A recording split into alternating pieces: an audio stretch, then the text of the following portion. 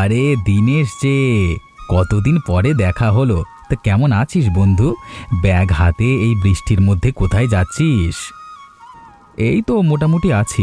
ভালো আর কি করে থাকি বল, সংসার চালাতে হিমশিম খেয়ে যাচ্ছি। একমাত্র মেয়েটা খোঁড়া, ঠিকমতো চিকিৎসা করতে পারি না। তালের রস বিক্রি করে যা আয় হয় তা দিয়ে কোনো রকমের সংসারটা চলে। আরে তোর সাথে দেখা হলেই অভাবের কথা। সত্যি বলতে এত অভাব অনটনের কথা শুনতে আমার ভালো লাগে না। আমি দেখ কয়েক বছর চাকরি করতে না করতেই দুতলা বাড়ি করে ফেলেছি, আর এদিকে তুই তো জীবনে কিছুই করতে পারলি না। কি করব বল, সবার ভাগ্য তো একরকম হয় না। আমার জন্মটাই দুঃখ কষ্টের মধ্য দিয়ে। আমার কপালে কোনো দিন সুখ আসবে বলে মনে হয় না। মেয়েটা আমার কিছুদিন ধরে খিচুড়ি আর মাংস খেতে চাইছে, সেটা কিনে খাওয়ানোর মতো পয়সাও আমার কাছে নেই। সত্যি কথা বলতে তোর মতো বন্ধুর পরিচয় দিতেও আমার লজ্জা লাগে। আমাদের অন্য বন্ধুদের দিকে তাকিয়ে দেখ, তারা সবাই ভালো চাকরি করে, কেউ ডাক্তার, কেউ ইঞ্জিনিয়ার, কেউ আবার সরকারি চাকরি করে। আর এদিকে তুই, কি আর করা বল, পড়াশোনায় তো ভালো ছিলাম। হঠাৎ করে বাবা মা মারা যাওয়ার কারণে লেখাপড়া ঠিকমতো করতে পারিনি। তবে রস বিক্রি করে আয় করলেও সৎ পথেই রোজগার করি। তুই কি আমাকে খোঁচা দিয়ে কথা বললি? আমার সম্পর্কে কথা বলবার সময় ভেবেচিন্তে কথা বলবি, বুঝলি? বন্ধু, তোর সাথে আমি আর কথা বাড়াতে চাই না। আমি এখন বাজারে যাব।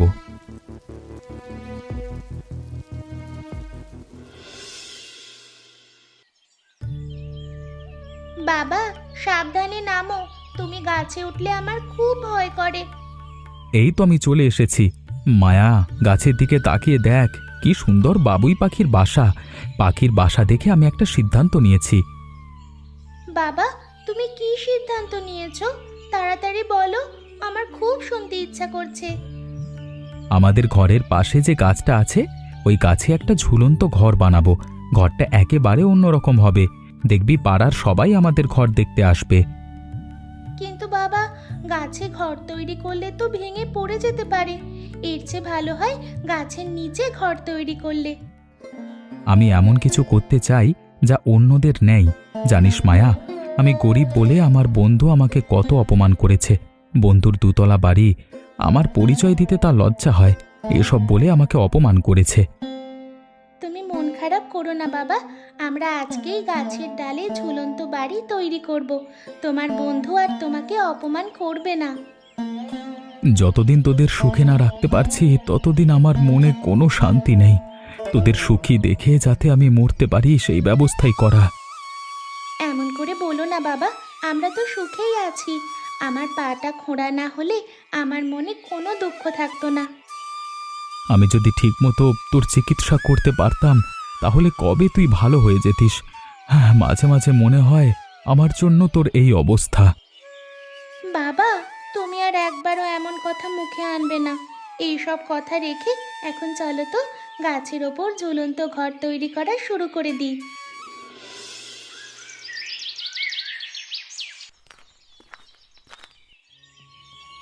মা, মা, বড় বিপদ হয়ে গেছে। কি হয়েছে রে? এভাবে দৌড়াচ্ছিস কেন? তোর পায়ে তো আবার চাপ পড়বে। মা, মা, মা, বাবা, বাবা গাছ থেকে পড়ে গেছে। ঝুলন্ত ঘর বানাতে গিয়ে পা পিছলে নিচে পড়ে গেছে, উঠতে পারছে না। মা, আমি বাবাকে ডাকলাম, কিন্তু বাবা শুধু কাতরাচ্ছে, উঠতে পারলো না। হায় সৃষ্টিকর্তা, আমি তো কতবার মানা করেছিলাম, বলেছিলাম এমন ঝুঁকি নিও না। চল চল, তাড়াতাড়ি চল।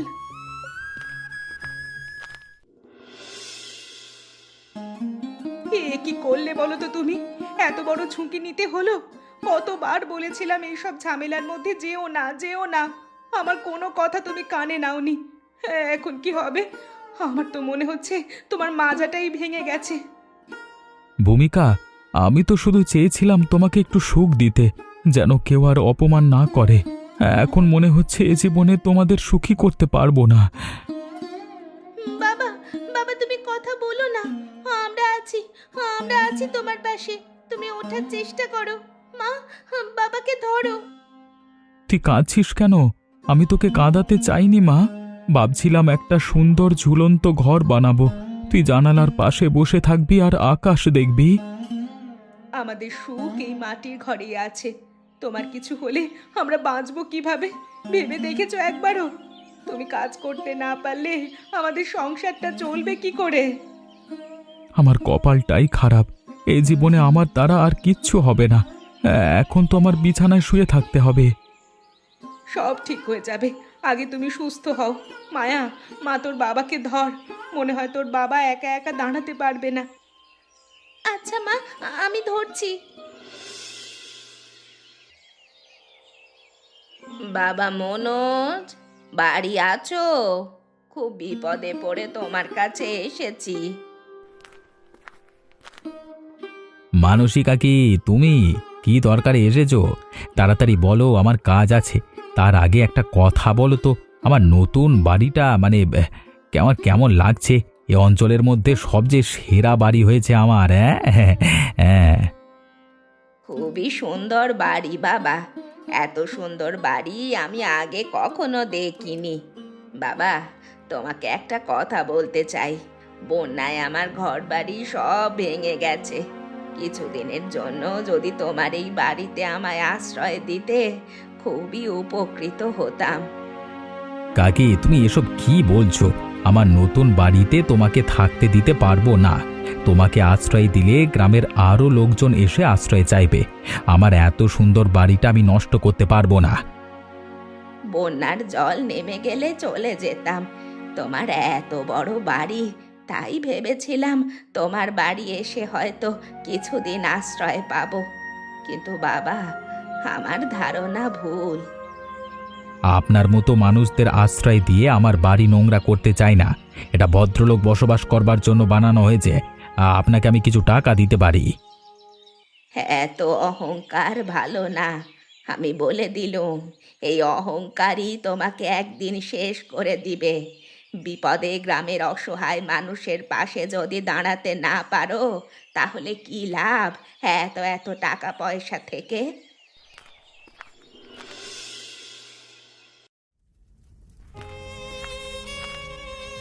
আমাদের যে কি হবে রে মায়া? তোর বাবার তো মাজা ভেঙে পড়ে আছে, ডাক্তার দেখাতে গেলেও টাকা লাগে। আর কাজ করতে না পারলে সংসারটাই বা চলবে কি করে? মনে হচ্ছে মাথার ওপর আকাশ ভেঙে পড়েছে। মা, তুমি এত দুশ্চিন্তা করো না। বাবা সব সময় বলতো না, কষ্টের দিন চিরদিন থাকে না। আমরা কিছু একটা পথ ঠিকই বের করব। পথ? কোন পথ রে? তালের রস বিক্রি করে যে কটা টাকা আসতো, তাতেই কষ্টে চলতাম। এখন তো সেটুকুও নেই। ভাবছি, আমি যদি মানুষের বাড়ি বাড়ি কাজ করতে যাই। তুমি বাইরে কাজ করতে গেলে বাবাকে কে দেখবে মা? আর তুমি সারাদিন পরিশ্রম করলে শরীর খারাপ করে যাবে। তখন তো আমরা একেবারেই ভেঙে পড়ব। তাই তো ভাবছি, তোর বাবার একটা স্বপ্ন ছিল, গাছের ডালে ছোট্ট ঝুলন্ত ঘর বানাবে, সবাই এসে দেখবে। হয়তো সেই স্বপ্নটাই আমাদের কাল হয়ে দাঁড়ালো। না মা, স্বপ্ন কখনো কাল হয় না। স্বপ্ন মানুষকে বাঁচার সাহস দেয়। বাবা অনেক কষ্ট পেয়েছিল বলেই গাছের ডালে ঘর তৈরি করার স্বপ্ন দেখেছিল। একটা কাজ করলে হয়, তুই আর আমি মিলে গাছের ডালে একটা ঘর তৈরি করব। আমরা বড় ঘর বানাবো না মা, ছোট্ট একটা কাঠের মাচা বানাবো। গাছের মোটা ডালের ওপর খুব শক্ত করে বাঁশ বেঁধে সবাই দেখে যাতে বলতে পারে খুবই সুন্দর হয়েছে। ঠিক বলেছিস মা, আমরা দুইজন মিলে কাল থেকে ছোট বাবুই পাখির মতো একটা ঘর তৈরি করব। সেখানে মা মেয়ে মিলে রান্না খাবার বিক্রি করব। আচ্ছা মা, এই সংসারের দায়িত্ব এখন থেকে আমি আর তুমি নিব। গাছের ডালে ছোট্ট ঘরটা খুবই সুন্দর হয়েছে। তোরা মা মেয়ে মিলে দারুণ একটা কাজ করেছিস। তোদের মতো যদি আর সবাই হতো, তাহলে সমাজে নারীরা আর পিছিয়ে থাকতো না। কিছু একটা না করলে আমাদের সংসার অচল হয়ে যাচ্ছিল। কয়েকদিন মিলে মা মেয়ে ভালোই ইনকাম করেছি। খাবার বিক্রি করার টাকায় আমাদের সংসারটা ভালোই চলছে। লোকমুখে শুনে তোমাদের এই পাখির বাসা দেখতে এলাম। পাখির বাসা করে দেখি ভালোই ইনকাম শুরু করে দিয়েছো। এবার তোমরা সত্যি সত্যি দোতলা বাড়ি বানাতে পারবে। তুমি বাপু বড়লোক মানুষ, এখানে কেন এসেছো? এই সব পরিবেশে তোমাকে মানায় না। আমাদের আশেপাশে আসলে তোমার শরীর যে নোংরা হয়ে যেতে পারে। মানসী কাকি, আমি তোমার বাড়ি আসিনি, তাই তুমি আমাকে যা তা বলতে পারো না। এখন বুঝি এ বাড়িতে আশ্রয় নিয়েছো? আমি আশ্রয় নিতে আসিনি, টাকা দিয়ে খাবার খেতে এসেছি। বন্যার জল আমার ঘরে উঠেছিল বলে তোমার বাড়িতে 2 দিন থাকার জন্য আশ্রয় চেয়েছিলাম।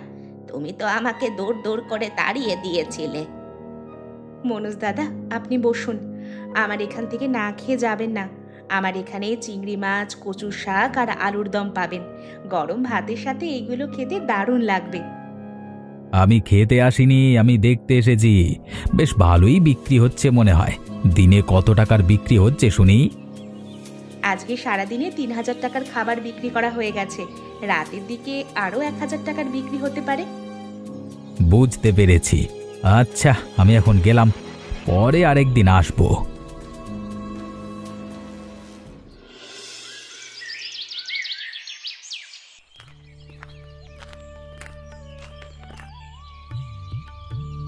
কেমন আছিস দিনেশ?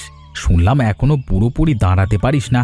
পাগলের মতো কাণ্ড করলে তো মাজা ভেঙে পড়ে থাকতেই হবে। বেঁচে আছি রে, ধীরে ধীরে ঠিক হয়ে যাব। তা তুই এখানে কেন? আজকে আবার অপমান করতে এসেছিস? আরে বন্ধু, তোর ভালোর জন্যই এসেছি। তোর এই গাছের ডালে ঝুলন্ত ঘরটা নিয়ে গ্রামের অনেকেই হাসাহাসি করছে জানিস। বলছে গরিবের পাগলামি। এসব করে সম্মান বাড়ে না, বরং কমে। সম্মান টাকা দিয়ে কেনা যায় না মনোজ, ওটা কাজ করে আর আচরণ দিয়ে অর্জন করতে হয়। আমার ঝুলন্ত ঘর নিয়ে যদি লোকে হাসাহাসি করেই থাকে, তাতে তোর কি সমস্যা? আচ্ছা, বেশি জ্ঞান দিতে হবে না, সোজা কথা বলি, ওই ঝুলন্ত ঘরটা ভেঙে ফেল। আমি তোকে টাকা দেব, অনেক টাকা। তোর মায়ের চিকিৎসার জন্য লাগবে না, শহরের বড় বড় ডাক্তারের কাছে নিয়ে যা। তোর তো টাকার খুব দরকার। কি বললি? আমাদের ঘর ভেঙে ফেলতে বলছিস? আর একবার এই ধরনের কথা বলবি না বলে দিলাম। আরে বুঝে কথা বল। একটা গাছের ডালে বানানো ছোট্ট ঘর একটু জোরে বাতাস হলেই তো ভেঙে যাবে। তাছাড়া আজকাল এই সব ছোটোখাটো ব্যবসা করে কি দিন চলে? আমি তোকে যা টাকা দেব তাতে তোর মেয়ের চিকিৎসা হয়ে যাবে, আর একটা ব্যবসাও করতে পারবি, বুঝলি? বন্ধু হয়ে এতটুকু উপকার তো করতেই পারি। উপকার? অপমান করে যে উপকার করে সে শত্রুর চেয়েও খারাপ। তুই কি ভাবছিস আমি আমার আত্মসম্মান বিক্রি করে মেয়ের চিকিৎসা করাবো? আত্মসম্মান দিয়ে কি চিকিৎসা হবে? টাকা লাগে, টাকা। আমি যদি আজকে টাকা না দিই, কালকে তোরা না খেয়ে মরবি। শোন মনোজ, আমি গরিব হতে পারি কিন্তু ভিখিরি না। আমার মেয়ে খোঁড়া হতে পারে কিন্তু ওর মন খোঁড়া না। আমরা কষ্ট করে খাই কিন্তু কারোর সামনে মাথা নিচু করি না। শেষবারের মতো বলছি, ঘর ভেঙে ফেল, নইলে পরে কিন্তু আফসোস করবি। তুই এখনই আমাদের বাড়ির থেকে বের হয়ে যা। আমাদের স্বপ্ন ভাঙবার অধিকার তোকে কে দিয়েছে? এই ঘর আমার মেয়ে আর আমার স্ত্রীর পরিশ্রমের ফল। ঠিক আছে, আমি চলে যাচ্ছি, কিন্তু তোকে আমি দেখে ছাড়বো।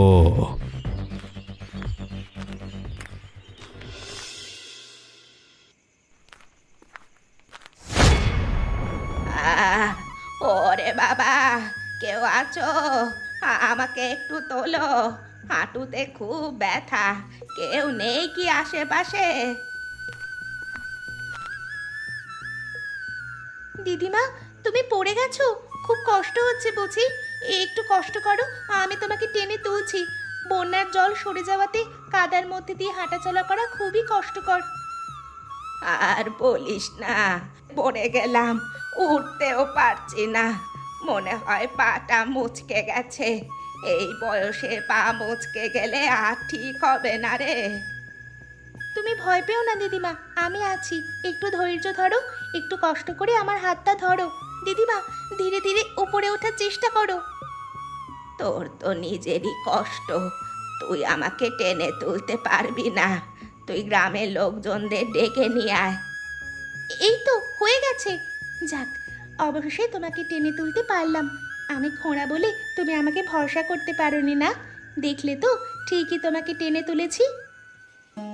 আমাকে আর লজ্জা দিস না। আমি বলতে চাইছিলাম, তুই কি একা টেনে তুলতে পারবি? কিন্তু তোর মনোবল অনেক বেশি, তাই আমাকে টেনে তুলতে পেরেছিস। আজ তুই না থাকলে আমি হয়তো অনেকক্ষণ ওই খাদের মধ্যেই পড়ে থাকতাম, কেউ ছিল না আশেপাশে। একটা কথা বলবো, মন দিয়ে শুনবি? বলো। তোর বাবা যেদিন মনোজের সাথে কথা কাটাকাটি করলো, আমি দূর থেকে শুনেছিলাম। মনোজ বলতে বলতে যাচ্ছিল তোদের ক্ষতি করবে। আমরা তো কারো ক্ষতি করিনি, ছোট একটা ঝুলন্ত ঘর করে আমরা ব্যবসা করি, এতে ওরা তো রাগ কেন? কাজ করে টাকা উপার্জন করছি, এটা ওনার সহ্য হচ্ছে না। উনি চায় আমরা সারা জীবনই গরিব থাকি। তোরা একটু সাবধানে থাকিস, আমার কেন জানি মনে হচ্ছে ও তোদের ক্ষতি করতে পারে। সে দেখা যাবে, এখন চলো এখান থেকে যাই, তোমার কাপড়ে কাদা লেগে গেছে।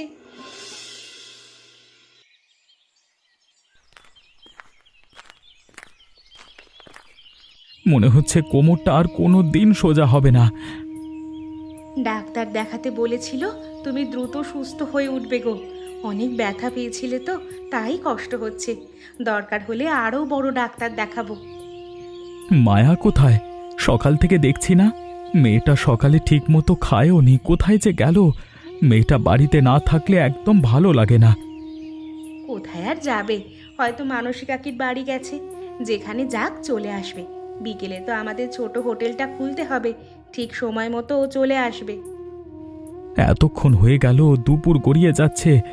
মায়া তো এমন করে না, কিছু না বলে এতক্ষণ বাইরে থাকে না। আমারও কেমন যেন ভয় লাগছে। মেয়েটার পাটা খোঁড়া, হাঁটতে কষ্ট হয়। যদি কোথাও পড়ে যায় তাহলে যে উঠতেও পারবে না। আমার কপালটা পোড়া, মেয়েটাকে যে খুঁজতে যাব সে শক্তিও নেই। তুমি একটু দেখবে মায়া কোথায় গেছে? মন খারাপ করো না, দেখবে একদিন সব কিছু ঠিক হয়ে যাবে। আগে তো আমাদের ঠিক মতো খাওয়াই জুটতো না। গাছের মাথায় ঝুলন্ত ঘর তৈরি করার পর আমাদের অবস্থা আগের চেয়ে অনেক ভালো। 3 বেলা পেট পুড়ে খেতে পারি। তুমি সুস্থ হয়ে উঠলে আমাদের অবস্থা আরও ভালো হবে। আমার মনের মধ্যে কেমন যেন হচ্ছে। মায়ার কোনো বিপদ হয়নি তো? তুমি একটু দেখো না কোথায় গেছে। তুমি এভাবে বলো না গো, আমাদের মায়ার কোনো বিপদ হবে না। ওর পাটা খোঁড়া হতে পারে, কিন্তু মানসিকভাবে আমাদের মায়ার মনোবল অনেক বেশি। শোনো, তুমি একটু ঘুমানোর চেষ্টা করো, আমি দেখি মানস কাকির বাড়ি মেয়েটা আছে কিনা। দেখেছিস, এই ঘরটাই এখন দিনেশের গর্ব। গ্রামের সবাই এখানে খেতে আসে, আমার থেকে বেশি রোজগার করছে, ভাবতে পারিস? তুই তো ধনী মানুষ, আর তোর 2 তলা বাড়ি আছে, এই ছোট্ট ঝুলন্ত ঘর নিয়ে এত চিন্তা কিসের? তুই বুঝবি না জয়, যেদিন থেকে ওরা এই ঘর বানিয়েছে সেদিন থেকে সবাই ওদের প্রশংসা করছে, আর আমার বাড়ি নিয়ে কেউ কথা বলে না। আমি এটা সহ্য করতে পারছি না। তাহলে তুই কি করতে চাইছিস? আজকে রাতেই আমি এই বাড়িটা ভেঙে দেব, ওদের সব স্বপ্ন মাটির সাথে মিশিয়ে দেব। এবার দেখব ওদের টাকা কোন জায়গা থেকে আসে। কেউ দেখলে বিপদে পড়ে যাব। আমি বলি কি, এসব চিন্তা বাদ দিয়ে চল, বাড়িতে যাই চল। তবে তোকে একটা কথা বলি, ঝুলন্ত বাড়িটা দেখতে কিন্তু বেশ সুন্দর। এত সুন্দর বাড়ি আমি আগে কখনো দেখিনি। তোকে এখানে নিয়ে আসলাম এই বাড়ি ভাঙবার জন্য, আর তুই এই এখানে এসে প্রশংসা করছিস। সেই প্রশংসা আমি নিতে পারি না। আরে কুকুর, আমি কুকুর খুব ভয় পাই মনোজ, আমি গেলাম। এইখানে থাকা আমার পক্ষে সম্ভব নয়। এইখানে কুকুর আছে জানতে পারলে আমি কখন আসতাম না রে ভাই। ওরে বাবা! চুপ কর, চুপ কর, এত জোরে কথা বললে কেউ তো শুনে ফেলবে। আর এই কুকুর দিনেশের পোষা কুকুর, ভয় পাওয়ার কিছু নেই। আরে পালা পালা, কুকুরটা পাগল হয়ে গেছে, পালা!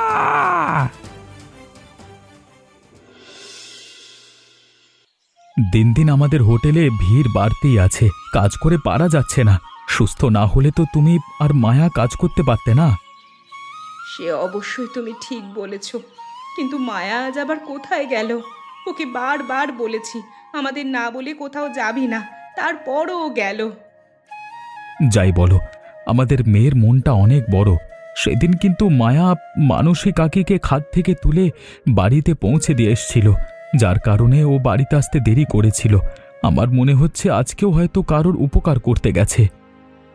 মানুষের উপকার করা তো ভালো কথা, কিন্তু আমাদের সাথে না বলে যাওয়াটা মোটেই ভালো না। আজকে বাড়ি আসলে আমার কাছে ও মার খাবে। কি রে মা, তুই কোথায় গিয়েছিলিস? তোকে না বলেছি আমাদের না বলে কোথাও যাবি না? তুই তো জানিস তোর জন্য আমরা কত চিন্তা করি, আর কোনোদিন আমাদের না বলে কোথাও যাবি না। আজকে তুই আমার হাতে মার খাবি। এদিকে আমরা কাজ করে পারছি না, আর তুই ঘুরে বেড়াচ্ছিস। আমি তো বলেছি, তারপরও তুমি এত রাগ করছো কেন? মায়া মা, তোর মুখটা এমন শুকনো কেন? কিছু হয়েছে? বাবা জানো, মনোজ কাকার জলাতঙ্ক হয়েছে। জল দেখলে কেমন চিৎকার করছে। মনোজ কাকা খুব কষ্ট পাচ্ছে। বাবা, মনোজ কাকার জন্য আমার খুব খারাপ লাগছে। এ তুই কি বললি? আমার ছোটবেলার বন্ধু মনোজ বিভিন্ন সময় আমাকে অনেক ছোট করবার চেষ্টা করেছে, কিন্তু আজকে ওর জন্য আমার বুকটা ফেটে যাচ্ছে। আমাদের একবার মনোজ দাদাকে দেখতে যাওয়া উচিত। আমি ওনার জন্য আলাদা করে খাবার রান্না করছি। রান্না করা খাবার নিয়ে আমরা 3 জন মনোজ দাদাকে দেখতে যাব। আমি তো ভাবতেই পারছি না মনোজের জলাতঙ্ক হয়েছে। মায়া, তুই কি করে জানতে পারলি? এত বড় ঘটনা আর আমি কিচ্ছু জানি না। আমাকে মানসী দিদিমা বলেছে। আমি মানসী দিদিমার সাথে দেখতে যেতে চেয়েছিলাম, কিন্তু উনি আমাকে নিয়ে যায়নি। আচ্ছা আচ্ছা, আমরা একটু পরে সবাই মিলে যাব। ভূমিকা, তুমি দ্রুত রান্না শেষ করো। হ্যাঁ হ্যাঁ, করছি। কে কে এসেছে? আমি রে মনোজ, দীনেশ, সঙ্গে ভূমিকা আর মায়াও আছে। তোকে দেখতে এলাম। তোর খবর শুনে খুব কষ্ট হচ্ছে রে। তুই তুই এলি? আমি তোকে কত অপমান করেছি, তুই কেন এলি? তোর জায়গায় আমি হলে কোনো দিন আসতাম না। তুই আমার বন্ধু, তোকে দেখতে আসবো না এটা কি হতে পারে? দীনেশ, সেদিন যেদিন রাতের অন্ধকারে তোর ঝুলন্ত ঘর ভাঙতে গেছিলাম, সেই রাতেই তোদের কুকুরটা আমাকে কামড়ায়। আমি কাউকে বলিনি, লজ্জা পেয়েছিলাম, ভাবছিলাম কিচ্ছু হবে না, কিন্তু কয়েকদিন পর থেকেই শরীর খারাপ হতে লাগলো। এখন জল দেখলেই ভয় লাগে, আমার খুবই কষ্ট হয়। কাকা, আপনি আগে চিকিৎসা করেননি কেন? চিকিৎসা করলে আপনার এমন রোগ হতো না। আপনার কষ্ট আমরা যে দেখতে পারছি না। অহংকার আমাকে শেষ করে দিল মা। আমি ভাবতাম টাকা থাকলে সব হয়, কিন্তু আজকে বুঝলাম মন বড় না হলে টাকা দিয়ে কোনো কাজ হয় না। দাদা, এখনো সময় আছে। আমরা শহরে নিয়ে যাব, ডাক্তার দেখাবো। না বৌদি, অনেক দেরি হয়ে গেছে। ডাক্তার বলেছে এখন আর চিকিৎসা করে কোনো লাভ হবে না। এমন কথা বলিস না রে, সব ঠিক হয়ে যাবে। না রে দীনেশ, আমি জানি, তুই আমাকে ক্ষমা কর। তুই গরিব বলে তোকে নিয়ে কত হাসাহাসি করেছি, তোকে ছোট করেছি, তোর স্বপ্ন ভাঙতে চেয়েছি। তুই গরিব, কিন্তু তোর মনটা অনেক বড়। আমি ধনী, কিন্তু আমার মনটা ছোট ছিল রে। এসব পুরনো কথা মনে করিস না, আমি তোকে আগেই ক্ষমা করে দিয়েছি। তোর ঝুলন্ত ঘরটা খুব সুন্দর হয়েছে রে। গ্রামের সবাই ওখানে যায়, মজা করে খায়। তুই সম্মান অর্জন করেছিস পরিশ্রম দিয়ে। আমি শুধু টাকা দিয়ে সম্মান কিনতে চেয়েছিলাম, ভুল করেছি রে। দীনেশ, যদি আবার জন্ম হয়, তোর মতো বন্ধু হতে চাই, ক্ষমা কর। আমি তোকে ক্ষমা করেছি বন্ধু, তুই শান্তিতে থাক। বাবা, কাকা তো আর কথা বলছে না। কেন বলছে না বাবা? উনি আর কথা বলবে না। অহংকার মানুষকে শেষ করে দেয়, সম্মান মানুষকে বড় করে। মনোজ, তুই দেরিতে হলেও বুঝেছিস, এটাই তোর মুক্তি রে। এমনই মজার মজার গল্প দেখতে আমাদের চ্যানেলকে সাবস্ক্রাইব করতে ভুলবেন না।